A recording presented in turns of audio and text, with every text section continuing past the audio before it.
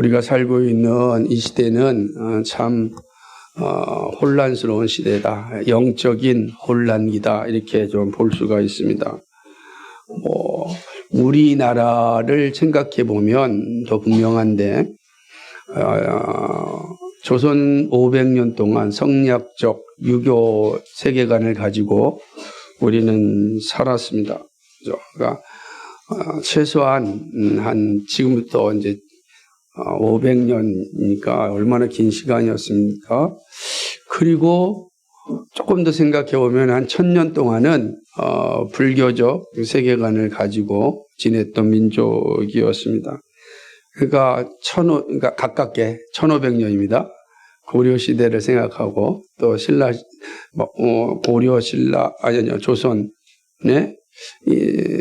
1000년 동안 불교가 있었고, 물론 그 이전에 신라 시대나 또 고구려 시대를 생각하면 더 길지만 그래도 좀 잘 정리된 시기를 생각한다면 그렇죠. 여기에 본격적인 기독교 신앙이 들어온 지는 200년이 되었습니다. 처음에는 로마 캐톨릭이 들어왔고 후에 개신교가 들어왔습니다. 그리고 이제 이 세 종교가 한국 사회 곳곳에 이제 공존하고 있습니다.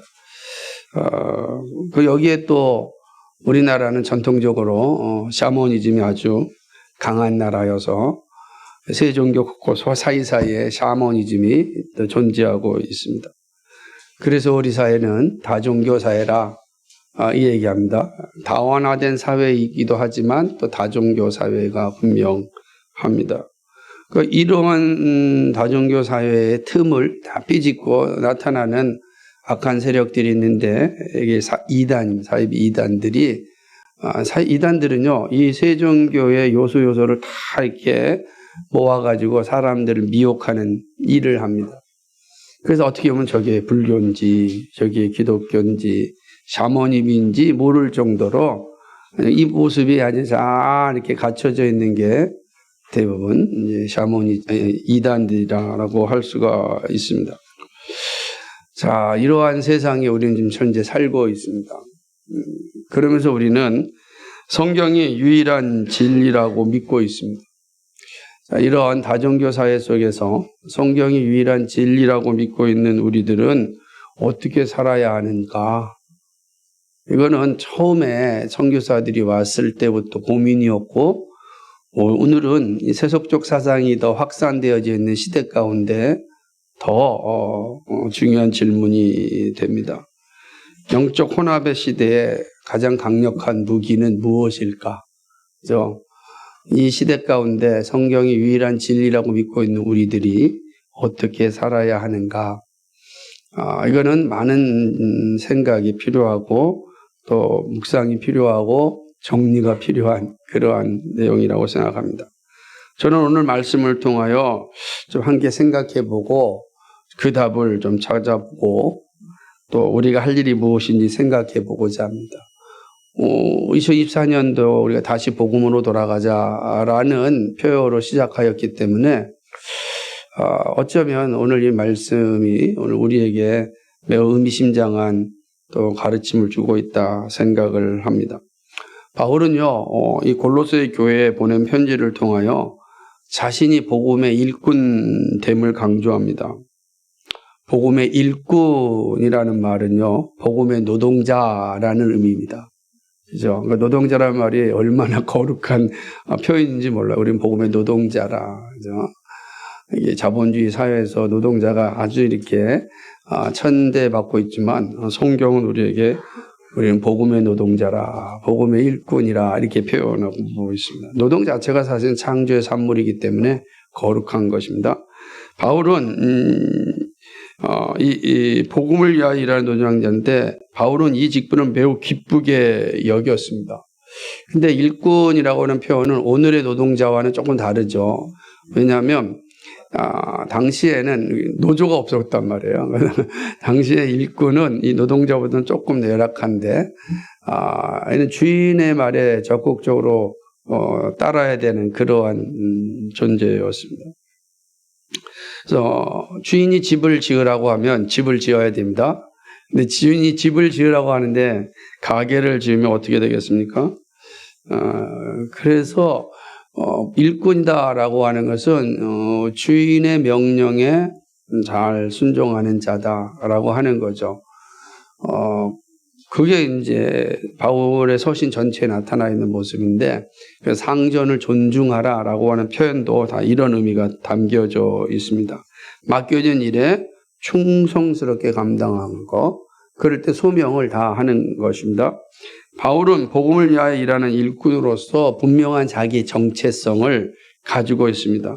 바울은 복음에 대한 확고한 이해 위에 자신의 삶을 살았습니다.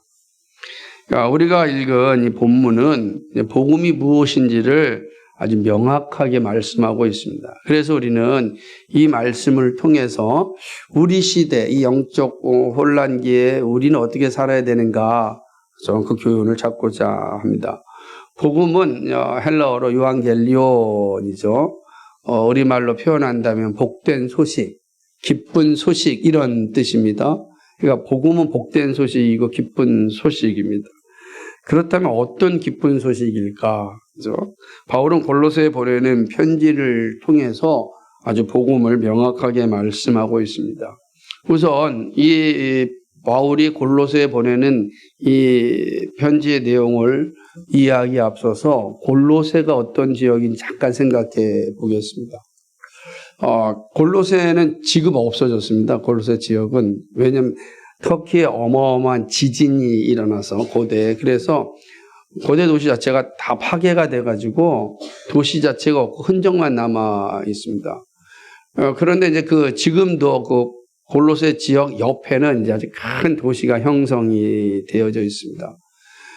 이 골로새 지역은 지금 우리나라 사람들이 가장 많이 여행을 가는 히에라볼리라고 하는 지역입니다. 그걸 뭐라 그러죠? 아주 그 산 위에 멋진 호수 같은 거 계속 있는 그런 지역인데, 여기는 이제 아시아 7교회가 이제 세워진 지역가 있는 지역입니다.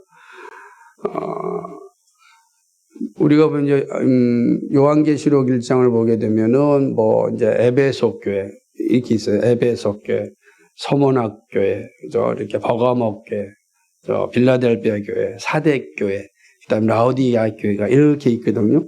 그 주변에 있는데 그 라오디게아 교회 바로 옆이 골로새라는 지역입니다. 이 골로새 지역은요, 바울이 직접 가서 복음을 전하여 교회를 세우지 않았습니다. 그러니까 바울이 직접 세운 교회는 아닙니다. 누가 세웠는가? 아마도 에바브라가 이 교회를 개척하였고 세우지 않은가. 바울의 제자였던 에바브라가 이 교회를 개척하였다라고 볼 수 있는 게 1장 7절에 보면 볼 수가 있는데, 에바브라가 교회를 개척하였고 잘 세워진 것을 볼 때 바울은 너무나도 기뻤고 즐거워하였습니다. 동시에 이제 골로새 교회도 바울의 가르침을 잘 받고 있었습니다. 그런데 바울이 왜 이 골로새 교회에 편지를 보내게 되었는가? 그것은 골로새 교회 안에 들어와 있는 영적인 혼란 때문이었습니다. 골로새서 2장 8절을 보게 되면 이런 표현이 있어요. 누가 철학과 헛된 속임수로 너희를 사로잡을까 주의하라. 그러니까 교회 안에 헛된 철학, 헛된 속임수가 들어있죠. 우리식으로 얘기하면 세속 사상가, 그래서 거짓된 뉴스, 가짜 뉴스라고 할 수 있죠. 이것들이 교회 안에 들어와서 교회를 아주 혼란케 하고 있는 겁니다. 이제 교회가 막 세워져서 자라나야 되는데 지금 이렇게 건강하게 자라나기 전에 이러한 헛된 사상과 그다음에 가짜 뉴스가 들어왔으니 교회가 얼마나 힘들겠습니까? 아주 어려워진 상황에 있었던 것입니다. 골로새 교회 안에 들어와 있는 이 거짓된 가르침은 골로새 2장 16절에 보면 금욕주의자들이 있습니다. 금욕주의자들, 또 영지주의자들, 이런 자들이었습니다. 거기에 2장 18절에 보면 천사 숭배도 있었습니다. 그리고 특별히 영지주의자들은 자의적으로 자기의 몸을 아주 학대하는 그러한 자들입니다. 그러니까 영지주의자들의 특징은 영적인 것만 중요하지 우리의 몸은 가치가 없다. 그러니까 자연히 예수님의 인성을 인정하지 않겠죠. 이런 자들이 교회에 들어오는 거예요. 예수님이 하나님 되신, 예수님의 신성만 인정하고 인성은 인정하지 않는 거예요. 그러니까 성육신을 부정하는 거죠. 이런 것들이 지금 이 골로새 교회 안에 다 들어와 있는 것입니다. 그러니까 막 교회가 처음 세워지려고 하는 시점에 사실은 이게 예수님의 인성 문제를 건드리는 건 되게 위험한 상황이었거든요. 왜냐하면 이거 쉬운 게 아니거든요. 오늘 우리 살펴보겠지만 예수님 안에 인성과 신성이 신비함으로 결합되어 있다는 것을 인간의 이 지성으로는 잘 이해하기가 어려운 거예요. 그러나 성경은 그 사실을 분명히 가르치고 있기 때문에 부정할 수도 없는 거예요. 근데 이것을 비집고 들어와서 우리가 이해할 수 없는 건 거짓된 것이다. 이게 철학적 사고를 통하여서 이 골로새 교회를 흔들고 있었습니다. 이런 이야기를 바울이 감옥에 있을 때, 로마 감옥에 갇혀 있을 때 듣게 됩니다. 그때 마침 에바브라가 바울을 면회하러 왔고 자기가 세운 골로새 교회 상황을 설명하니까 이 마음이 이제 아픈 거죠. 그래서 그들에게 편지를 씁니다. 이 편지는 골로새 교회만을 위해 쓴 것이 아니라 주변에 있는 모든 교회가 다 같이 읽으라. 그래서 골로새 교회는 주변에 있는 모든 교회, 라오디게아 교회에도 이 서신을 꼭 읽게 하라 라는 그 회람 서신으로 쓰게 됩니다. 그리고 그를 방문하였던 에바브라, 그리고 두기고, 그 다음에 중요한 사람인데 바로 골로새 교회 출신 오네시모로와 함께 그 편지를 가지고 방문하게 합니다. 이 편지는 이제 골로새 교회에 들려지게 되는 것입니다. 그러니까 이런 상황 가운데 골로새 교회가 이 편지를 받게 되는 것입니다. 바울은 골로새 교회가 거짓 가르침에 휘둘리지 않기 위하여 무엇이 중요한지를 말씀합니다. 바울은요, 복음의 핵심을 차례대로 나열합니다. 사실 이제 1장 13절까지는 인사말이라고 볼 수 있고, 오늘 우리가 읽은 14절부터 마지막 절까지 복음의 핵심을 가르치고, 2장부터는 골로새 교회에 들어와 있는 이단들의 실체를 드러낸 내용으로 이제 이 골로새서가 이제 기록된 걸 보게 됩니다.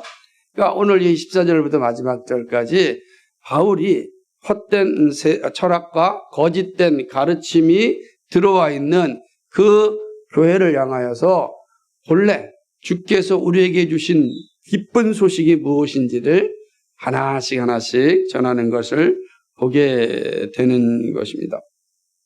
14절은 이렇게 시작합니다. 그가 우리를 흑암에 14절입니다. 그 아들 안에서 우리가 속량 그 죄사함을 받았다. 13절에 그가 우리를 흑암의 권세에서 건져내셨다. 15절에 그는 라고 이야기하고 있지 않습니까? 그 누구를 가르치는가?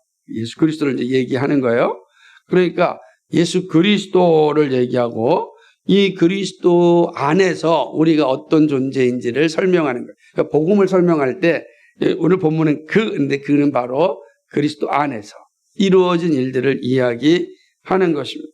그럼 이제 바울이 말하고 있는 복음의 핵심이 뭔가 정리하면 이렇습니다. 복음은 예수 그리스도 안에서 죄사함 받음입니다. 이게 복음이다라고 하는 것이죠. 또 복음은 예수 그리스도가 하나님의 형상이라는 사실입니다.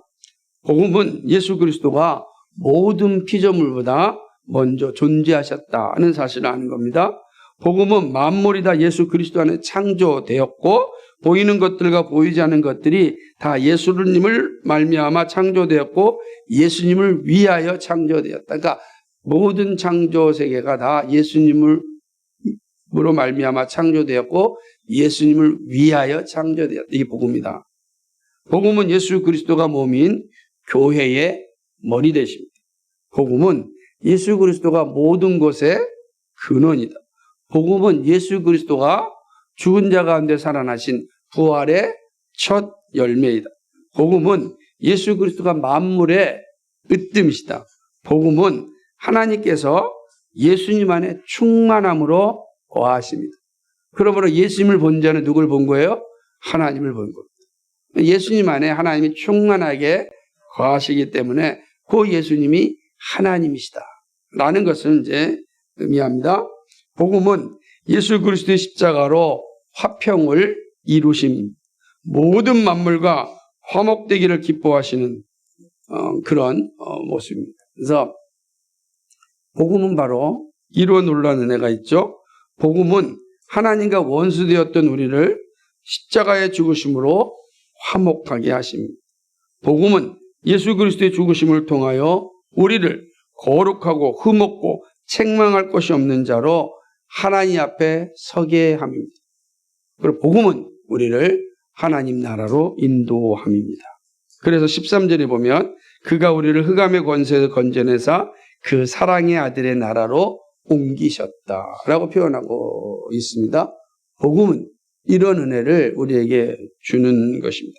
바울은 이 믿음을 가지고 이 복음의 소망에서 흔들리지 아니하면 복음이 약속한 영광을 누릴 수 있다라고 말씀합니다. 그리고 이 복음이 온 세상에 전파되었고 자신은 이 복음의 일꾼이 되었다고 말씀합니다. 그러니까 바울이 복음의 일꾼이다라고 이야기하면서 자신이 복음에 대한 분명하고 정확한 인식을 가지고 있고 그리고 자신의 인생은 이것 전하는 것이 자신의 삶이다.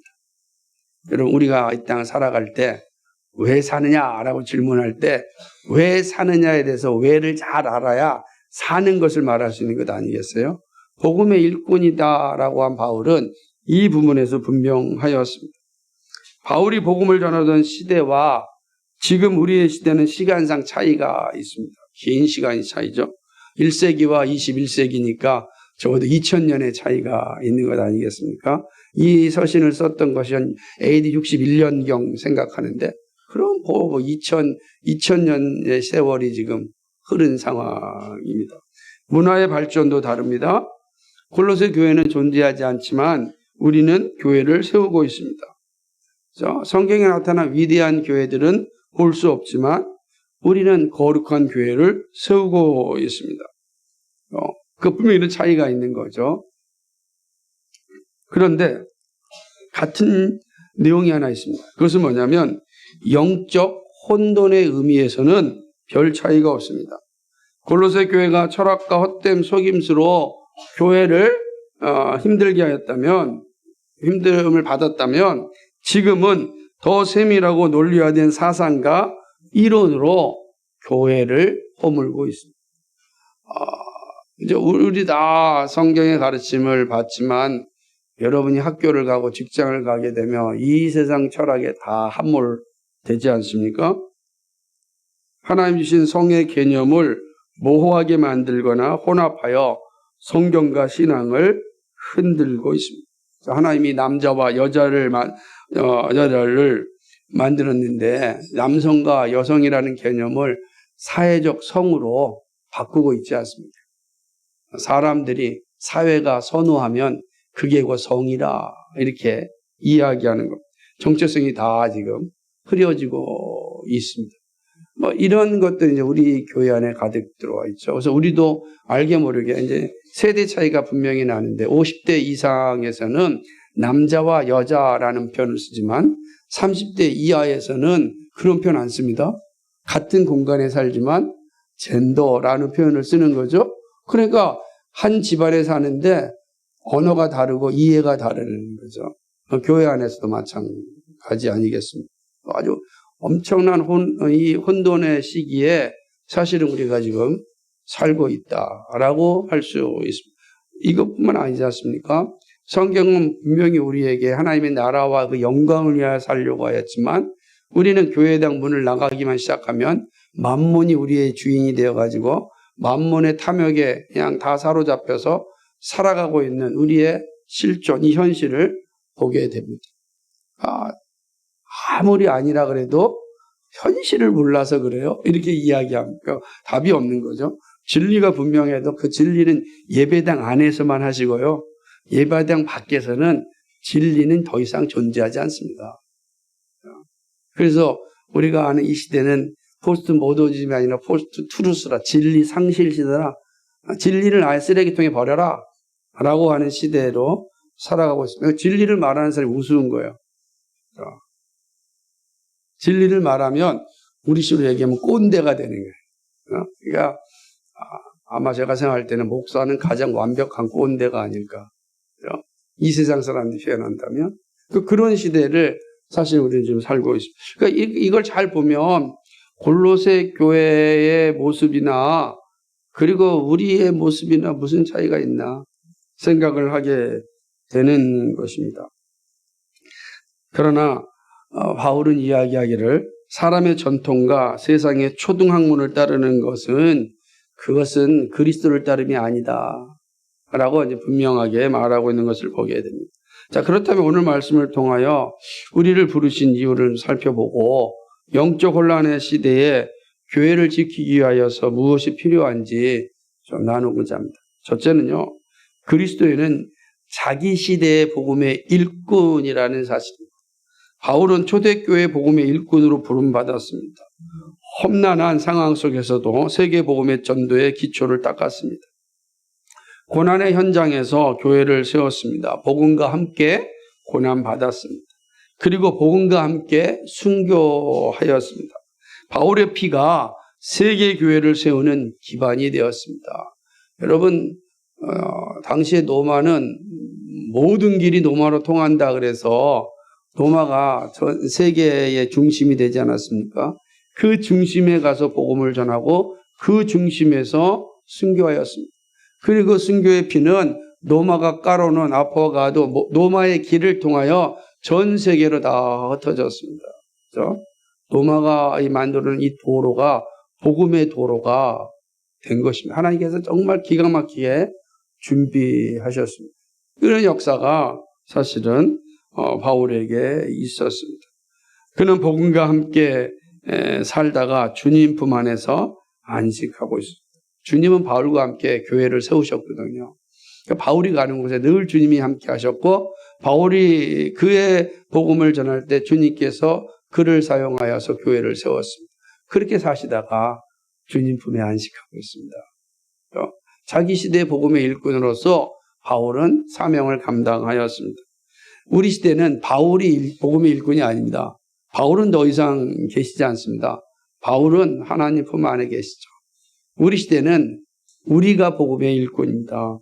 복음을 전하는 일꾼으로 우리를 부르셨습니다. 그 가운데 우리 가정과 지역과 민족을 위하여 복음의 일꾼으로 삼았습니다. 그래서 시작이 뭐라고요? 가정입니다. 여러분, 가정을 위하여 정말 애를 써야 됩니다. 거룩한 가정, 복된 가정을 위하여 내가 손해볼 수 있어야 됩니다. 그래서 가정이 행복해야 됩니다. 오늘 우리 시대는 가정을 파편화시키잖아요. 가정을 해체시키지 않습니까? 가정을 다 무너뜨리고 있는 시대입니다. 근데 가정이 무너지게, 파편화되게 되면은 혼자 사는 게 처음엔 행복하지만 공동체가 존재하지 않으면 여파로 우리가 힘드십니다. 그거는 뭐 자연의 원리, 하나님 만드신 원리이기 때문에 그렇습니다. 그러니까 우리는 우리 가정을 바로 세우는 것이 복음의 일꾼으로서 사명입니다. 우리의 이웃을, 그리고 우리 직장을, 열방을 향하여서 이 일을 해야 되는 것입니다. 가정과 지역과 민족을 위하여 복음의 일꾼으로 하나님 우리를 삼으셨습니다. 그리고 지금 교회를 세우고 있습니다. 교회가 세워지자 복음을 듣지 못하는 이들에게 복음을 전하도록 선교사로 보내기도 하셨습니다. 이랬듯 우리는 보세요. 우리 시대의 복음의 일꾼입니다. 하나님께서 이 땅에, 이 가정에, 이 지역에, 이 민족에 복음을 세우고 교회를 세우고 그리고 그 세워진 교회가 건강할 때 열방을 향하여 복음의 빛을 갚으라 라고 해서 선교사를 보내는 것입니다. 그러니까 교회가 복되어야 됩니다. 교회가 건강해야 됩니다. 교회가 건강하려면 뭐가 건강해야 돼요? 가정이 건강해야 돼요. 가정이 건강하려면 내가 복음의 일꾼이라는 이 인식이 분명하게 있어야 된다라는 것입니다. 이렇게 우리는 우리 시대의 복음의 일꾼입니다. 복음을 전하는 자의 삶을 살도록 우리를 세웠습니다. 그리스도인으로 부름받은 사람은 모두가 다 복음의 일꾼이고 복음의 일꾼으로 살아야 합니다. 우리 시대의 복음을 전하는 사람, 나는 누구인가? 나는 우리 시대의 복음을 전하는 사람이다. 이 정체성을 잊어버리면 안 됩니다. 이게 분명해야 돼요. 내가 가정에 갈 때 우리 가정에 복음을 전하는 사람, 기쁜 소식을 전해주는 사람입니다. 이 사실이 분명해야 됩니다. 이웃 가운데 우리 교회가 기쁜 소식을 전해주는 사람이 돼야 됩니다. 늘 강조하듯이 교회는 이 지역에서 이익을 받으려고 생각하면 안 됩니다. 손해보는 거 괜찮습니다. 그래서 손해 자꾸 봐도 돼요. 그래서 이웃으로 하여금 교회가 있는 것이 복이다라는 인식을 갖게 해야 돼요. 근데 이거는 쉽게 이루어지지 않잖아요. 긴 시간이 필요합니다. 그래서 지역과 싸우면 안 돼요. 늘 조금 손해볼 수 있으면 좋습니다. 그렇다고 공의를 망각하라는 뜻은 아니에요. 사랑으로 진리를 전하자라고 하는 그 성경이 가르치 그 복음을 전하고 교회를 세우신 이유. 여러분의 직장에서도 마찬가지고 그 일을 감당. 우리 공의를 포기하면 안 되겠지만 그러나 내 이익을 조금 포기하는 거 괜찮습니다. 그게 하나님의 사람들의 모습, 그게 복음의 모습이다라고 하는 것입니다. 어디에 있든지 무엇을 하든지 복음의 일꾼으로 특별히 선택되었음을 기억해야 돼요. 얼마나 감사합니까? 일 수 없이 많은 사람들 가운데 우리를 복음의 일꾼으로 부르셨잖아요. 얼마나 고맙습니까? 이게 부담스러운 옷이 아니라 기쁨의 옷이, 이 기쁨의 옷이 여러분에게 잘 맞기를 간절히 소망합니다. 두 번째는요, 복음의 일꾼은 복음을 전하여 교회를 세우고 하나님 나라를 완성하는 사람입니다. 그리스도인은 복음의 일꾼임을 보았습니다. 그렇다면 복음의 일꾼은 어떤 사람입니까?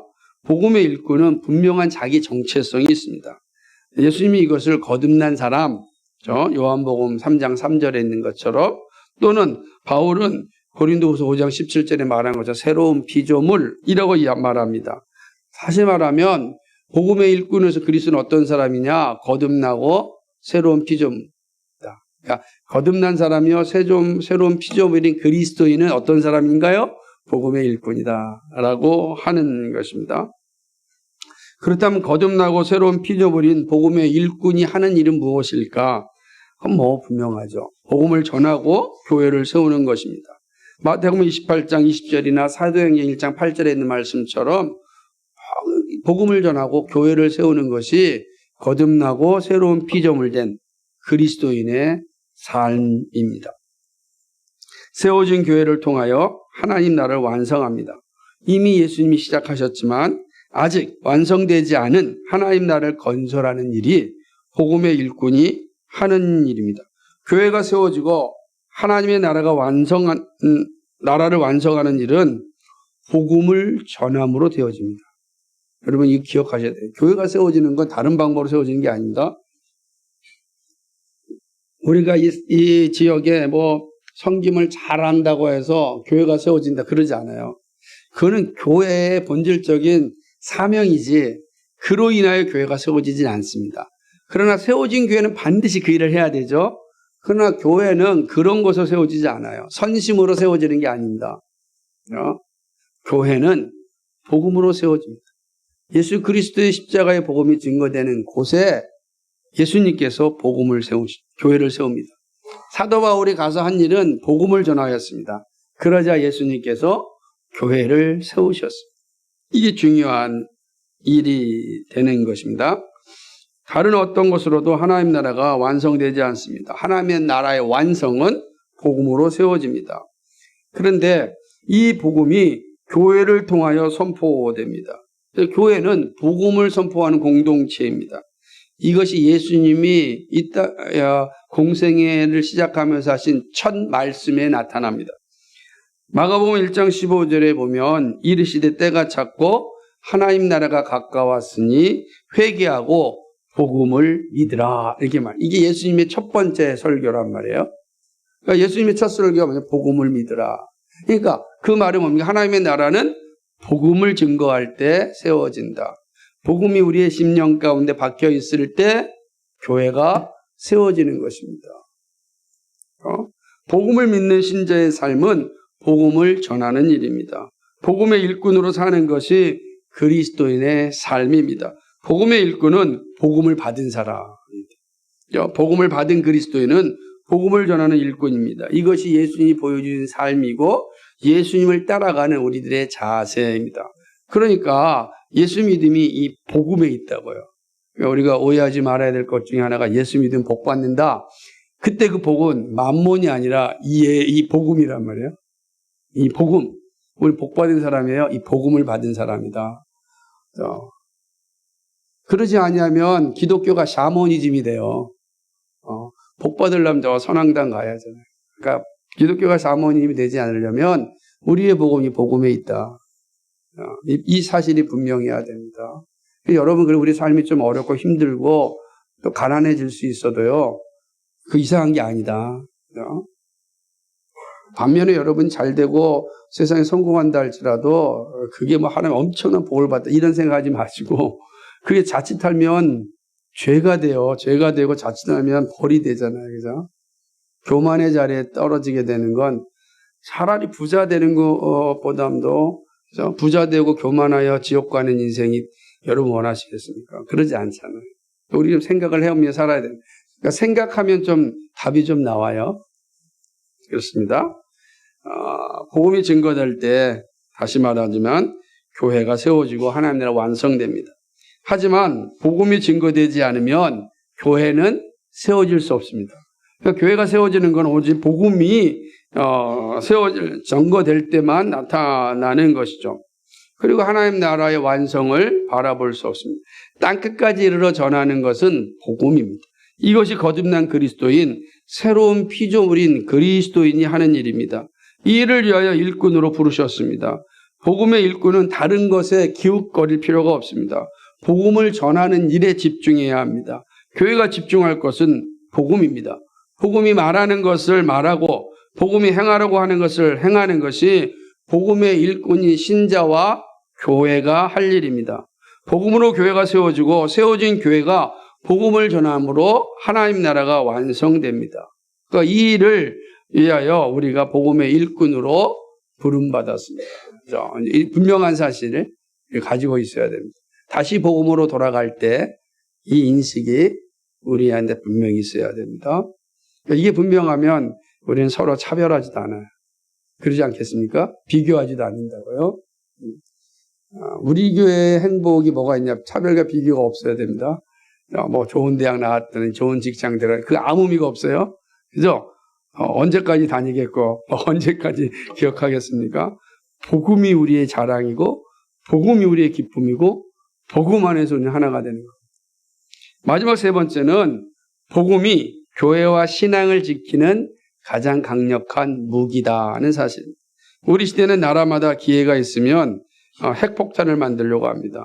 그걸 이미 핵폭탄을 가지고 있는 나라들은 핵이 가진 파괴력을 알기에 다른 나라가 핵을 만들지 못하도록 제재하고 있습니다. 그죠? 그러고 있지 않습니까? 그죠? 서로가 지금 핵을 만들려고 혈안이 되어 있는 시대가 우리 시대입니다. 끔찍하죠? 그 왜 이렇게 이 핵을 만드는가? 핵은 전쟁의 가장 강력한 무기이기 때문에 그렇습니다. 그런데요, 반면에 전쟁을 억제하는 가장 강력한 무기가 되기도 합니다. 핵이 또 전쟁을 극단으로 치닫지 못하게 하는 그런 도구가 되기도 하죠. 우리가 핵이 가져다주는 어마어마한 사건을 보았기 때문에 그렇습니다. 자, 그렇다면 영적인 측면에서 교회와 신앙을 지키는 가장 강력한 무기는 무엇일까?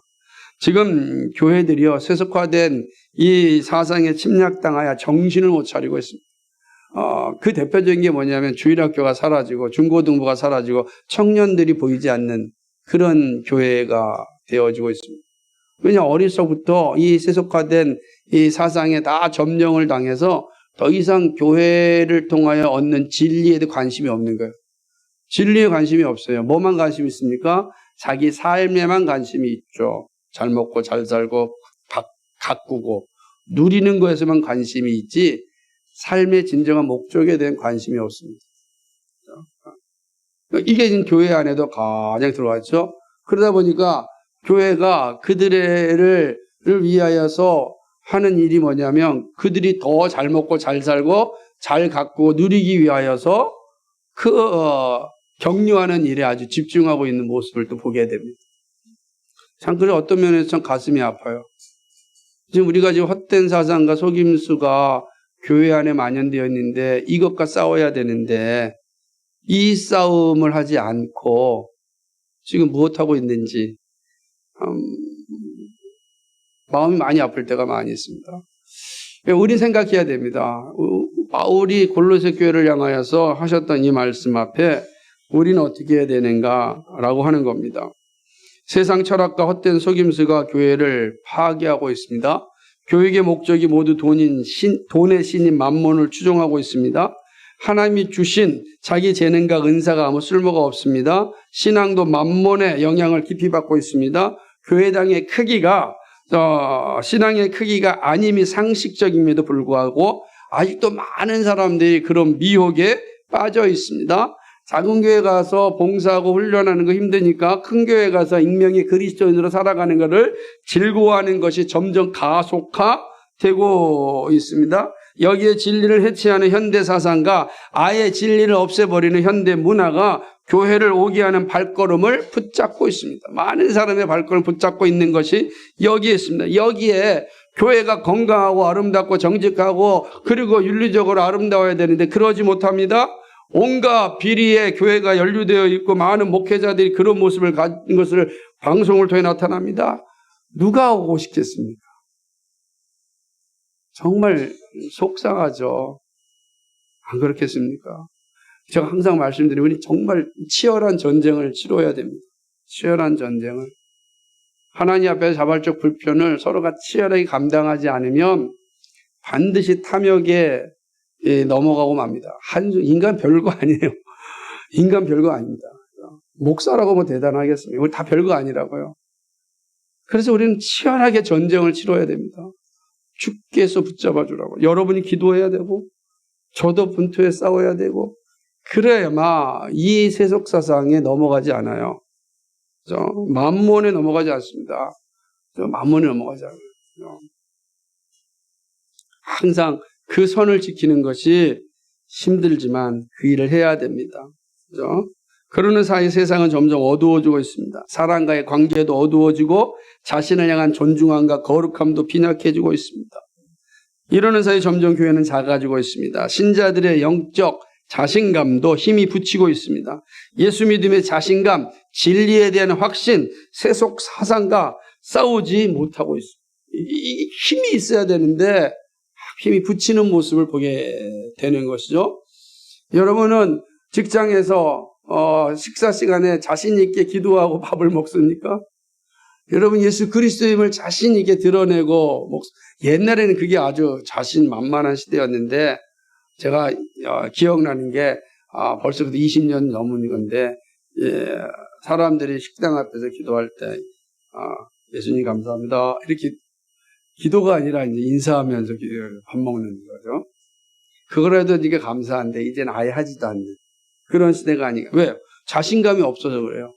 진리에 대한 자신감도 없고 예수 믿음의 자신감도 없고 예수 믿는다고 하면은 오히려 사람들이 조롱받을까 봐에 대한 두려움이 있는 거예요. 그걸 만든 주범들이 사실 우리 내부에도 있으니까 참 속상하고 마음이 아프지만 그러나 우리의 모습이 참 이렇게 많이 붙이고 있다는 것이죠. 자, 이러한 현실을 대면하고 여러분 우리 교회를 지키고 믿음을 굳게 하는 이 일에는 복음밖에 없습니다. 다시 복음으로 돌아가는 길이 이런 현실을 이기고 교회를 세우는 일입니다. 복음이 가장 강력한 무기입니다. 교회와 신앙을 지키는 가장 강력한 무기는 복음입니다. 교회의 외적인 모습이 아닙니다. 복음입니다. 복음이에요. 복음이 있는 교회가 살아남고 복음 있는 교회가 다시금 세상에 소망이 되는 것입니다. 예수 그리스도의 복된 소식, 이것이 세속화된 세상에서 우리의 신앙을 지키고 교회를 세우는 일입니다. 앞에서 강조하였던 복음으로 우리는 다시 돌아가야 합니다. 돌아가야 됩니다. 새로운 시도가 중요한 것이 아니라 복음의 회복이 중요합니다. 새로운 시대니까 새로운 시대에 맞게끔 복음의 옷을 바꿔야 된다라고 이야기하는데 저는 그런 것 같지 않습니다. 복음이 그대로 증거돼야 되고 끊임없이 교회는 복음에 입각하여 시대와 함께 소통해야 된다는 것입니다. 그게 중요한 겁니다. 본래의 복음으로 돌아갈 때 본래의 교회가 회복되고 세워집니다. 그렇게 세워진 교회가 세속 사상과 싸울 수 있습니다. 다시금 하나님 나라를 확장하는 일에 쓰임 받습니다. 복음이 교회와 신앙을 지키는 가장 강력한 무기이고 세상을 굴복하게 하는 능력입니다. 복음이 분명할 때 성경적 세계관이 확고해집니다. 다른 길이 아니라 복음이 생명입니다. 그 복음이 우리 안에 살과 피가 되어 있을 때, 우리의 뼈가 될 때 시대를 바라보는 눈이 분명해지고 이 시대의 이념에 흔들리지 않고 가짜 뉴스에 넘어가지 않고 바른 진리를 부여잡고 바른 소망을 가지고 나의 나담이 어디에 있는지 확신하고 살아갈 수가 있습니다. 복음이 분명해야 돼요. 다른 게 아니라 복음이 생명임을 항상 기억하십시오. 예수 그리스도의 복음이 사는 길입니다. 사는 길. 교회는 다른 것으로 성장해서는 안 됩니다. 복음으로 충분합니다. 여러분, 교회에 너무 많은 걸 요구하시면 안 돼요. 그죠? 우리는 복음으로 충분합니다. 복음으로. 복음의 교회를 세우는 겁니다. 다른 거 안 해도 돼요. 그러니까 목사에게 너무 많은 걸 요구하지 마세요. 복음만 잘 전해달라고 하시면 돼요. 복음이 필요합니다. 여러분이 앞으로도 마찬가지입니다. 여기에 같이 동역하는 목사님들이 오신다든지 앞으로도 여러분 다음 세대의 교회를 세워나간다고 할 때도 핵심은 뭐냐면 복음만 전해주십시오 하면 되는 겁니다. 그러면 그 복음이 우리 모두를 살게 합니다. 혼탁한 시대에 복음이 생수입니다. 다시금 그리스도의 복음으로 돌아가야 합니다. 세상이 어떻게 변하더라도 사람을 변화시키는 것은 복음입니다. 교회를 세우는 것은 복음입니다. 복음은 2000년 전이나 2000년 후 앞으로 주님 오실 때까지 동일한 진리입니다. 그 복음이 교회를 세우고 우리로 구원에 이르게 하고 하나님 나라의 백성으로 살게 하고 마침내 영광의 나라에 들어가게 합니다. 다른 길이 없습니다. 다른 길이. 그 복음이 분명한 사람은 비로소 사회와 소통할 수 있고 이 사회 속에서 그리스도의 정체성을 가지고 나가 싸울 수가 있습니다. 누구를 만나도 담대할 수 있고 어떤 사람을 만나도 여유가 생깁니다. 복음이 분명하면 그런 힘이 생깁니다. 그게 복음이 준 능력입니다. 그래서 복된 소식입니다. 기쁜 소식입니다. 복음이 여러분을 깊이 붙잡기를 주님의 이름으로 간절히 소망합니다. 말씀을 맺습니다. 영적 혼란기에 필요한 것은 다른 게 아니라 본래의 신앙을 회복하는 일이다. 다시 한번 강조드립니다. 예수님이 전하셨고 사도들이 증거하였고 교부들이 가르쳤고 종교개혁자들이 회복하였던 복음으로 돌아가는 것이 교회와 신자가 사는 길입니다. 그러니까 우리가 사는 길은 여기에 있다. 그러니까 여러분이 항상 내가 사는 길이 여기 있음을 기억하고 복음에 집중하셔야 됩니다. 바울은 골로새 교회에 들어와 있는 세속사상과 헛된 속임수에 빠지지 말 것을 말씀합니다.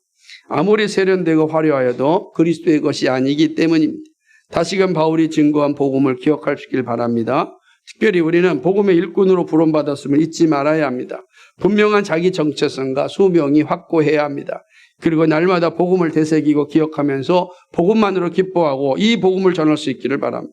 복음 듣기를 기뻐하고 다른 어떤 것에도 귀 기울이지 말고 복음에 집중할 수 있기를 소망합니다. 교회에 와서 우리가 집중하는 건 복음이라는 거예요.